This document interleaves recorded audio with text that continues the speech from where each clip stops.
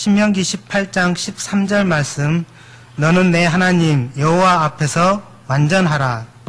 마태복음 5장 48절 말씀, 그러므로 하늘에 계신 너희 아버지의 온전하심과 같이 너희도 온전하라.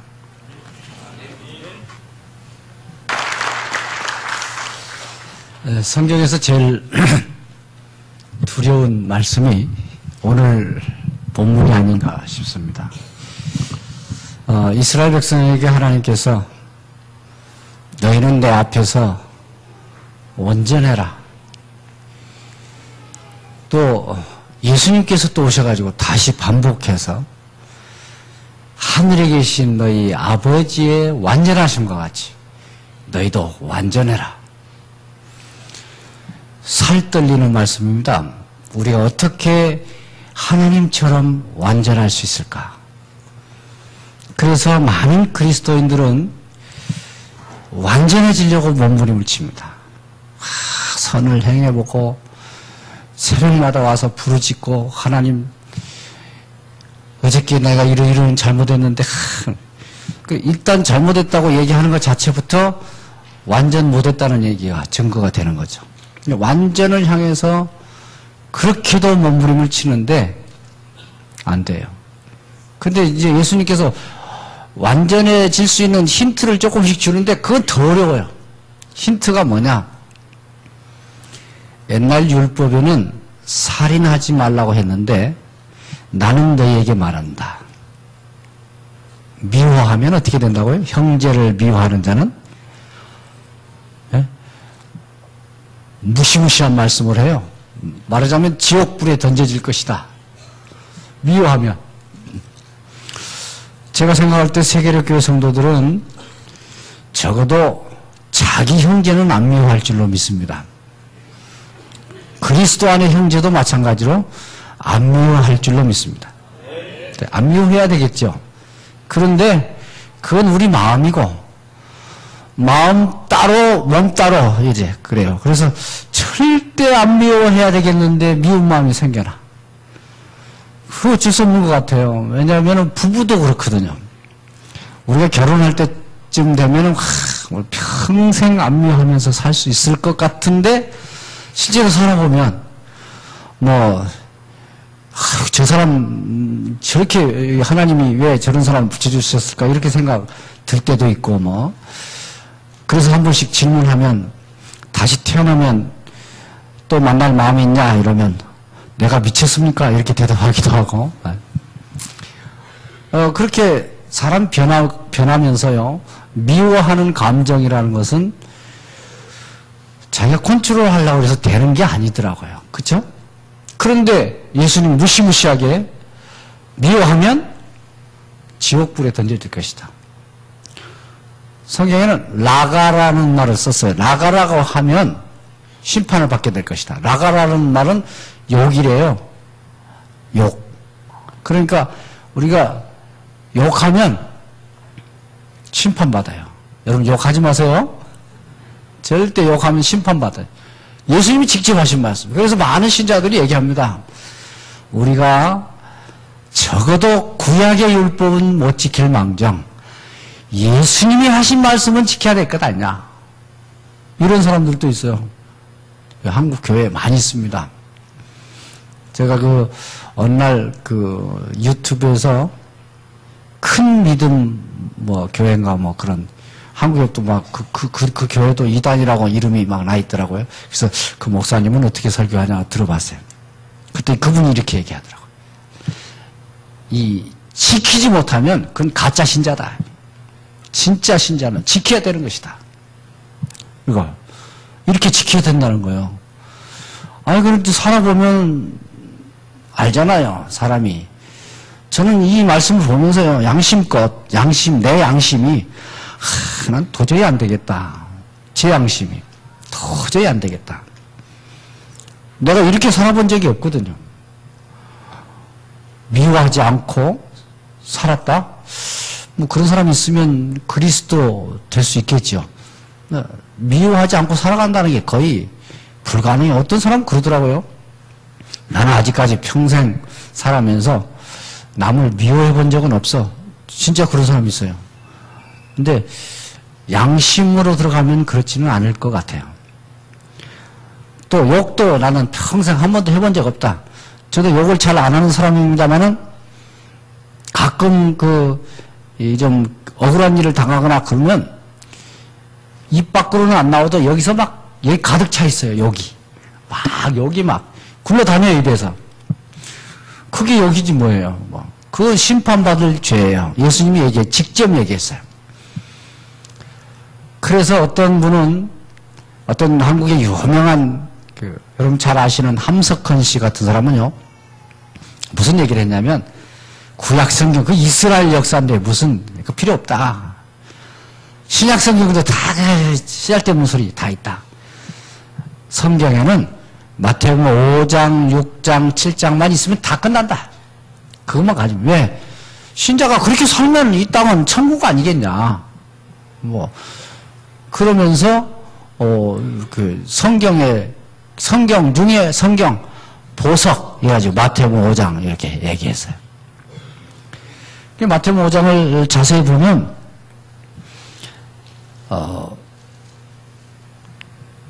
우리가 지킬 수 있는 가능성이 사실은 별로 없어요. 오른쪽 때리면 어떻게 하라고 했던가요?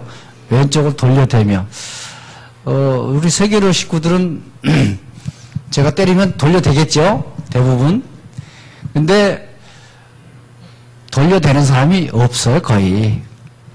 왜? 그 증거. 그렇게 지켜야 된다고 설교하고 있는 교회들마다 다 싸우거든요. 그 싸운다는 말은 못 지킨다는 얘기예요.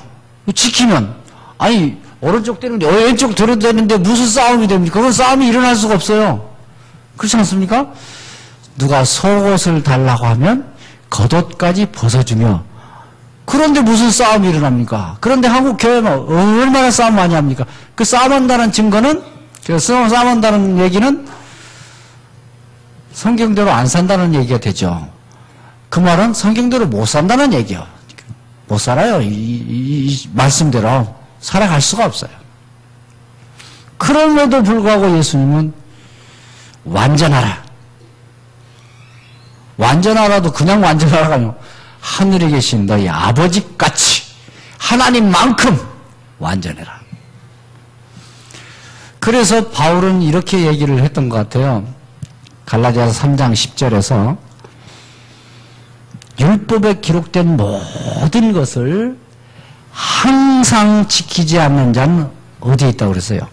저주 아래에 있다. 모든 것을 항상. 유대인들은 율법을 612개로 나눠놨대요. 구체적으로 만들어놨어요. 612개나 된대. 그게 다다고 하면 그걸 전부를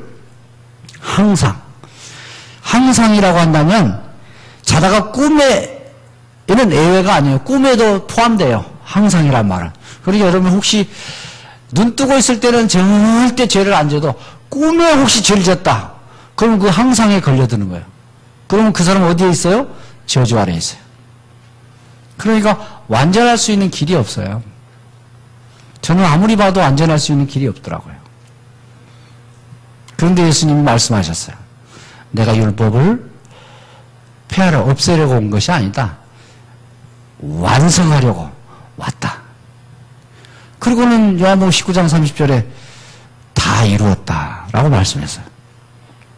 이 다 이루었다는 말이 무슨 말일까? 히브리서 10장 14절에서 이렇게 말씀했어요. 한 번의 제사로 우리를 영원히 어떻게 했다고요? 완전케 하셨느니라.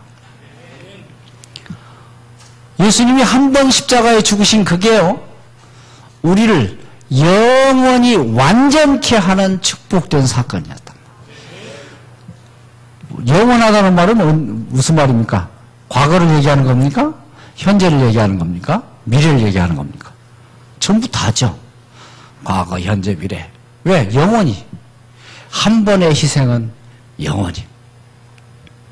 옛날에는 그랬잖아요. 구약시대는 뭘로 용서를 받았습니까? 짐승의 피로. 신약시대는 그리스도의 피로. 그런데 히브리서에서는 얘기했어요. 염소와 황소와 그런 짐승의 피가 사람의 죄를 용서한 적이 없다. 그걸로 용서되었다면 그리스도는 안 오셨을 것이다. 그걸 용서할 수 없었기 때문에 그리스도가 오셨다.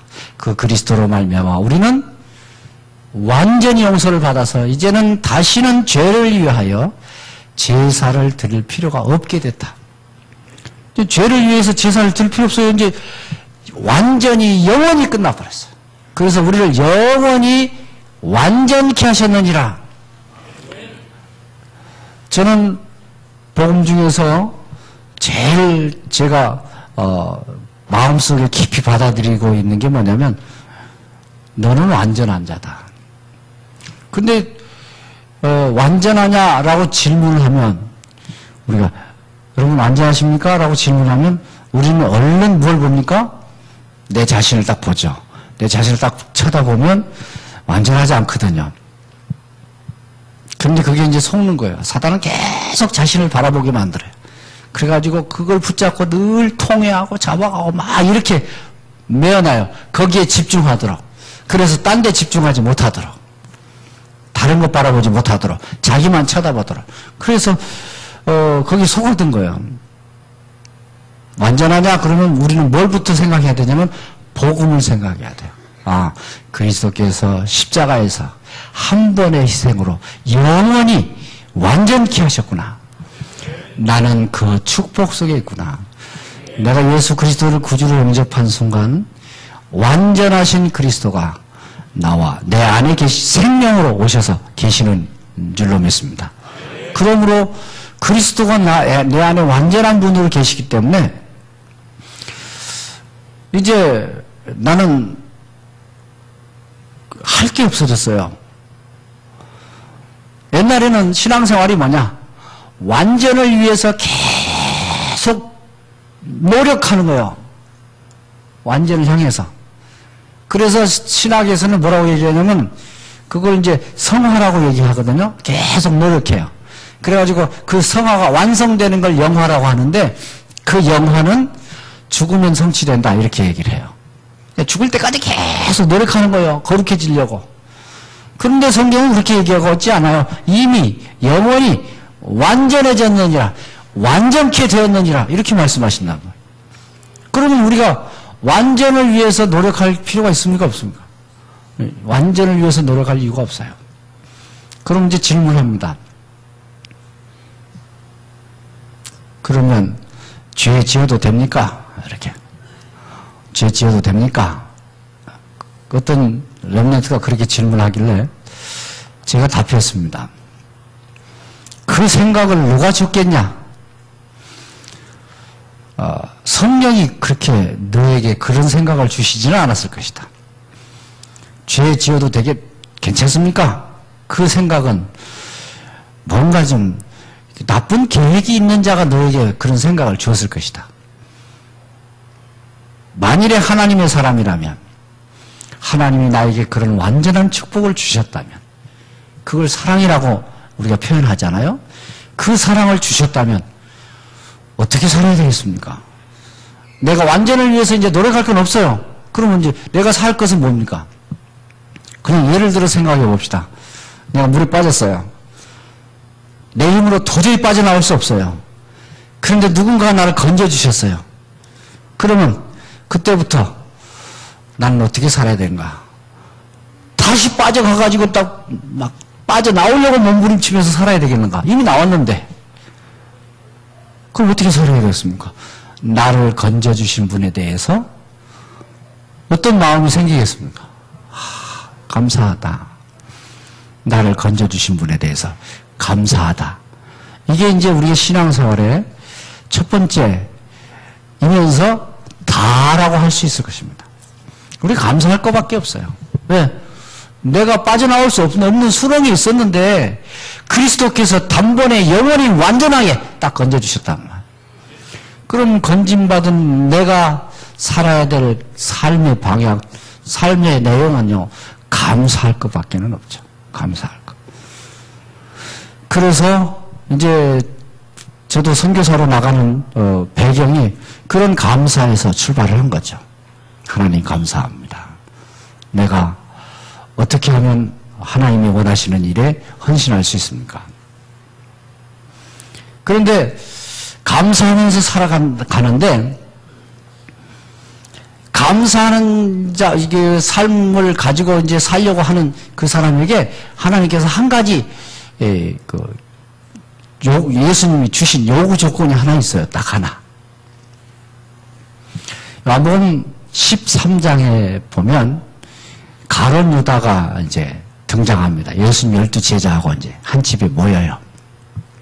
모여가지고 예수님께서 이제 그 제자들의 발을 씻기고 막 이렇게 음식을 나눠 먹고 이렇게 하죠. 그런데 그 요한복음 13장 2절에 보면 마귀가 예수를 팔 생각을 가룟 유다에게 넣었다 이렇게 기록되어 있어요. 그러고 나서 한참 이제 식사를 하고 떡을 이렇게 주면서 먹어라 마셔라 이렇게 해놓고는 예수님이 가룟 유다에게 너 할 일을 가서 빨리 해라 이렇게 보냅니다. 그럼 가룟 유다가 예수님에게 그 얘기 듣고 나갑니다. 어디 갑니까? 예수님 팔려고 지금 나갔어요. 그 자리에는 예수님과 예수님의 11제자만 남아있어요. 그 11제자만 남아있는 그 자리에서 예수님께서 귀한 말씀을 하십니다. 그게 이제 신자들이 살아야 될 삶의 방향인데요. 요한복음 13장 34절입니다. 새 계명을 너희에게 주노니 서로 사랑하라. 내가 너희를 사랑한 것처럼 너희도 서로 사랑하라. 이 말씀을 주십니다. 그리고는 14장, 15장에 계속해서 내 계명을 지키는 자는 내 제자가 될 것이다. 내 계명을 지켜라. 내 계명. 이 말씀을 계속 반복합니다. 주님이 주신 계명은 하나 딱 있습니다. 그게 뭐냐면 서로 사랑하라. 그런데 그 서로는 전도 현장에 가서 영혼을 사랑하는 것도 사랑입니다. 그런데 서로 사랑하라는 말은 지금 누구를 대상으로 하는 말입니까? 요한복음 13장 34절은 엘리트 제자들 향해서 하는 말입니다. 11제자들에게 너희 서로 사랑해라. 근데 왜 그렇게 말씀하셨을까? 전제되는 게 분명히 있습니다. 만일에 예수님이 말씀 안 해도 제자들끼리 그냥 서로 사랑할 것 같으면 예수님 못 있다고 너희들 서로 사랑해라 이렇게 말씀하시겠어요? 그런데 분명히 애들 틀림없이 서로 누가 더 예수님의 사랑을 많이 받냐, 누가 뭐 위에 있냐, 막 우리 서열이 어떻게 되냐, 막 자리 다툼을 할 가능성이 많거든요. 제자들. 그걸 예수님은 아마 미리 보셨겠죠. 또 사단이 주로 공격 대상이 뭐냐면 주님의 신실한 제자들에게 공격하는 대상은 서로 갈등하게 하는 거거든요. 자기들끼리. 그래야 바깥으로 눈을 돌리지 않고 하나님 원하시는 일에 헌신할 수 없으니까 자꾸 자기들끼리 이렇게 갈등하게 만든 그게 이제 사단의 전략이거든요. 그러니까 그걸 아셨기 때문에 예수님께서 여러 가지 우리가 신앙생활하면서 해야 될 일은 얼마나 많습니까? 그런데 예수님께서 딱 하라라고 명령하신 계명은 사랑하라 이거밖에 없어요. 내가 너희에게 새 계명을 주노라. 그건 뭐냐? 너희끼리 11제자에게 하는 말이요. 너희끼리 서로 사랑하라. 어느 정도 내가 너희를 사랑한 것만큼 서로 사랑해라. 그게 이제 주님이 주신 계명입니다. 그런데 그 계명은 완전하라. 거기에 포함되지 않아요. 우리가 막 완전을 위해서 노력하는 거기에 포함되지 않아요. 그냥 사랑하는 최선을 다해서 사랑하면 그걸로 끝이요. 그 실적이 없어요. 그냥 사랑하라. 우리 전도자들은 계명이 딱 하나밖에 없다는 걸 기억해야 됩니다. 우리끼리 서로 사랑하라. 근데 우리 눈에는 보이는 게요. 우리 이제 잘 알잖아요. 우리는 어렸을 때부터 사단이 우리를 훈련시켰어요. 누가 우리를 훈련시키느냐에 따라서 달라지는데 사단이 우리를 어렸을 때부터 훈련을 시켰어요. 태어나서부터. 그렇기 때문에 우리는요, 가만 놔두면요, 당연히 미워하는 게 딱 체질이 될 수밖에 없어요. 왜? 우리는 사단이 원래 보는 것부터 훈련을 시켜놨는데요. 얼마나 철저히 훈련을 시켜놨냐면 상대방의 잘못된 거, 실수한 거 이런 건요 잘 보입니다. 너무너무 잘 보여요. 그렇게 훈련을 시켜놨어요. 그리고는 상대방이 잘한 거, 좋은 거 이런 건 절대 기억하지 못하도록 훈련을 시켜놨어요. 그래서 여러분 자녀들을 기르는 이제 우리 회원들은 아시겠죠? 자녀들은 부모님이 자기들에게 잘해준 것이 99잖아요. 근데 그건 절대 기억하지 않습니다. 웬만하면 잘 기억 안 해요. 그리고는 잘못한 거 한 가지, 99가지 잘한 거 말고 한 가지, 그건요, 딱 가슴에 담아둡니다. 그리고는 뭐라고 하냐, 나중에 이제 커가지고 포럼하고 이럴 때 보면, 상처받았다고. 상처받아요. 99가지는 없어요. 상처받은 것만 기억되고 남아있도록 사단은 그렇게 끌고 가요. 그렇게 훈련을 시켜놨어요. 그러니까, 그, 치유 프로그램 가운데서요, 상대방의 좋은 점, 부부 치유하는데, 상대방의 좋은 점을 써봐라. 그러면, 암만 찾아봐도 쓸 게 없어. 왜? 평소 때 안 보였으니까. 그 나쁜 점 써봐라. A4 용지로 가득 쓸 수 있어요. 막. 왜? 평소 때 그것만 늘 보고 훈련 받아왔으니까. 그러니까 이게 우리가 얼마나 잘못돼. 그래서 심지어는 너의 좋은 점을 써봐라. 그러면요. 내 좋은 점도 못 써요. 내 좋은 점도 잘 못 찾아. 나는 좋은 점이 뭐지? 찾을 길이 없어요. 왜냐하면 훈련을 나쁜 것만 보도록 그리고 그것만 마음에 남도록 이렇게 훈련을 시켜놨기 때문에.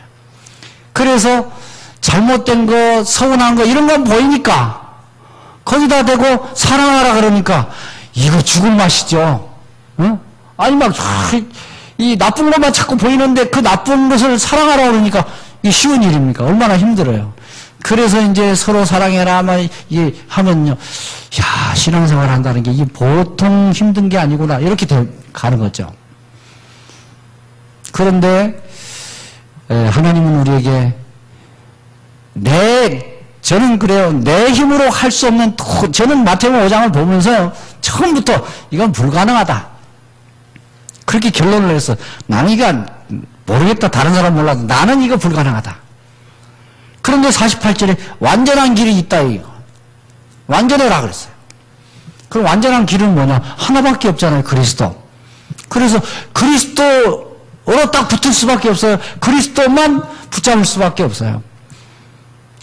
그래서 이제 너무 감사하고, 그리고 이제, 사랑을 하면서 이제, 그래서 그 사랑의 표현이 이제 필리핀으로 가게 됐습니다. 그런데, 필리핀에 가서도 여전히 우리는 사단에게 길들여져 있기 때문에 보이는 게 뭐냐? 필리핀 아이들 잘못된 것만 자꾸 보이는 거예요. 아이고, 저것들 아주, 암만 가르쳐도 소용없고 막, 이런 것만 보이는 거예요. 만일에 하나님께서 나를 사랑하실 때 나에게 내가 갖추고 있는 어떤 조건들을 보고 하셨다고 한다면 제가 봤을 때는 그냥 좀 입장을 바꿔서 내가 하나님이라면 나 같은 사람은 절대 구원 안 해요. 조건이 하나도 없어. 구원받을 만한 조건이. 하나님 마음에 들 만한 게 한 끗도 없어요. 그럼에도 불구하고 하나님은 나를 완전한 자로 축복해 주셨어요.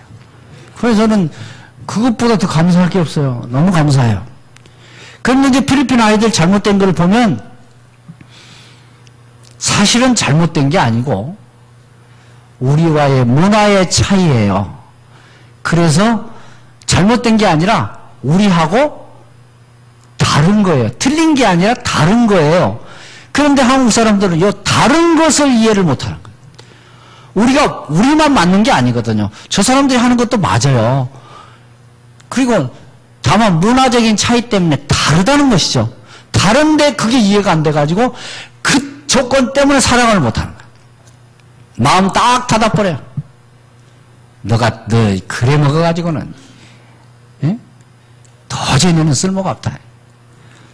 아니 네 잠잔 방 하나도 안 쓰는 네가 말이야 무슨 제자냐 이러면서 그 방 안 쓰는 청소 안 하는 이것이 그 사람을 사랑하는 모든 벽을 모든 것을 딱 가로막아버린 벽이 딱 돼가지고 사랑이 안 돼요. 그러니까 그러면 이제 선교는 끝나는 거 아니겠어요? 예수님이 말씀하시기를 내가 너희를 사랑한 것처럼. 그러면 주님이 나를 어느 정도 사랑했습니까? 내 꼬라지를 보면 알잖아요. 내 꼬라지를 볼 수 있는 눈이 없으면 주님이 나를 얼마나 사랑했는가를 몰라요.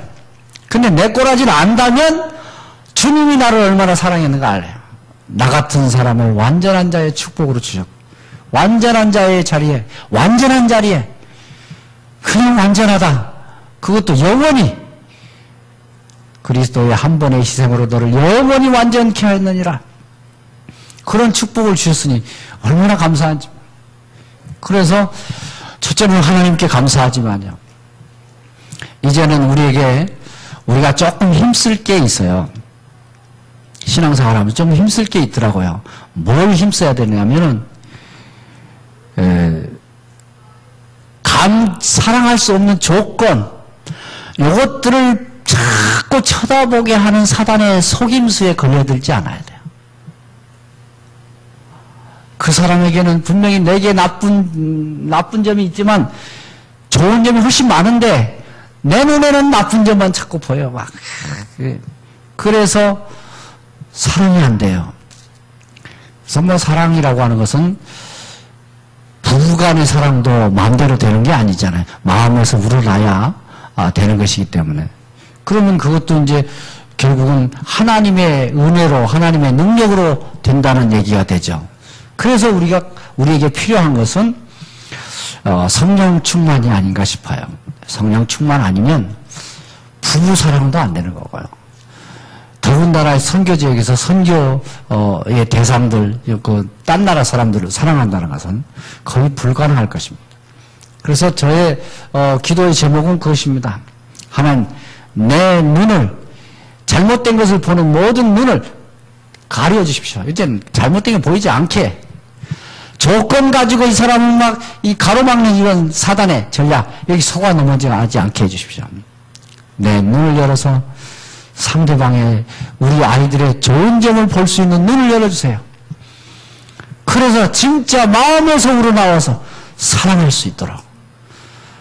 우리 제자들끼리는요, 사랑하지 못해야 될 이유가 1000분의 1도 10,000분의 1도 없어요. 아무것도 없어요. 하나 없어도. 제자들끼리는. 우리가 주님의 제자들이잖아요. 생명 얻은 제자들이잖아요. 영원한 생명 얻은 제자들이 사랑하지 못할 게 뭔가가 이 꺼름직한 게 걸려있다.